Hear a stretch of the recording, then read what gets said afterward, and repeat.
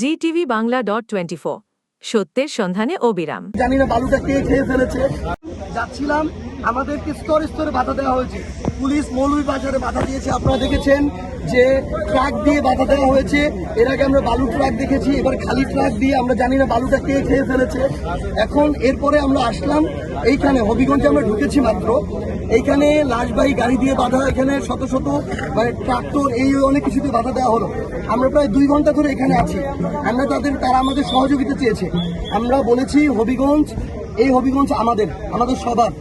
আমরা প্রয়োজনে বিক্ষোভ মিছিল করবো না, বিক্ষোভ সমাবেশ করবো না।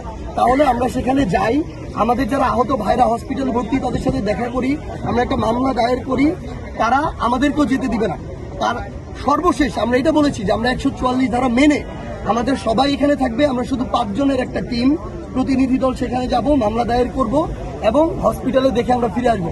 সেটা পর্যন্ত তারা এগ্রি করে নাই। যেটা বুঝতে বিন্দুমাত্র বাকি নাই, যেখানে বিএনপি সরকার, এখানকার দলীয় এমপি সবাই মিলে প্রশাসনকে তাদের দলীয় এজেন্ডা বাস্তবায়ন করাচ্ছে।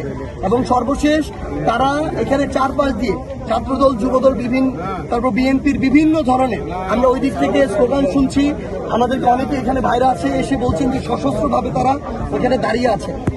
সর্বশেষ আমরা একটা জিনিস বলেছি যে আমাদের এখানে মামলা নিতে হবে। মামলা যদি আমরা এখানে করে না যেতে পারি, তাহলে এই বাংলাদেশে আর রাজনীতির কিছু থাকে না। আরেকটা স্বৈরাচারের পথ শুরু হয়, একনায়কতন্ত্রের পথ শুরু হয়।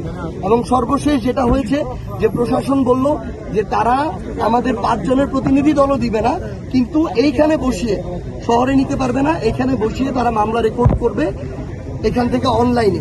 এই জন্য আমাদের একটা প্রতিনিধি দল তাদের সাথে এখন সেই মামলা দায়েরের কাজ করছেন। সেখানে আমাদের এনসিপি সম্মানিত আহ্বায়ক আছেন, দক্ষিণাঞ্চলের মুখ্য সংগঠক হাসনাত আব্দুল্লাহ আছেন, ডাক্তার মাহমুদ আমিত এমপি, নাসিরুদ্দিন পাটোয়ারি, ওনারা আছেন। ওনারা মামলা দায়ের করছেন। আমরা অন্যান্য যারা আছি আমরা চলে যাচ্ছি। কিন্তু আমরা শুধু একটা কথা বলি, আজকে এখানে প্রশাসন যেটা করলো, প্রশাসনের দায়িত্ব পালন করে নাই।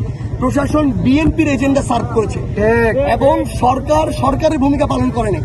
সরকার তাদের জায়গা থেকে মানে একটা একনায়কতান্ত্রিক স্বৈরাচারের যে আচরণ, সেই আচরণ এখানে প্রদর্শন করলো। তাদের হাতে ক্ষমতা আছে, তারা পুলিশকে ব্যবহার করতে পারে, তারা আমাদেরকে আটকে দিল। অথচ এখান থেকে যেখানে 144 ধারা জারি করা, সেটা প্রায় 50 কিলোমিটার দূরে।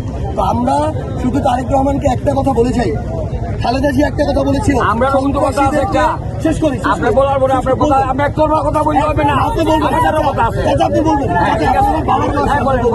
আমরা শুধু একটা কথা বলতে চাই।